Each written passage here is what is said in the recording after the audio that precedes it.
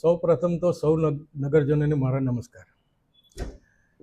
આજે આણંદ નગરપાલિકા દ્વારા એક નિર્ણય લેવામાં આવ્યો છે કે આણંદ શહેર તથા બાકરોલ ઝોન વિસ્તારમાં આણંદ નગરપાલિકામાં લગતી મિલકતોમાં 2023-24 સુધીમાં જે કોઈ મિલકત વેરો બાકી હોય તેઓને તારીખ 30/6/2024 સુધીમાં ભરપાઈ કરી દેવા અમે આ એક નોટિસ આપીએ છીએ. તેમજ જો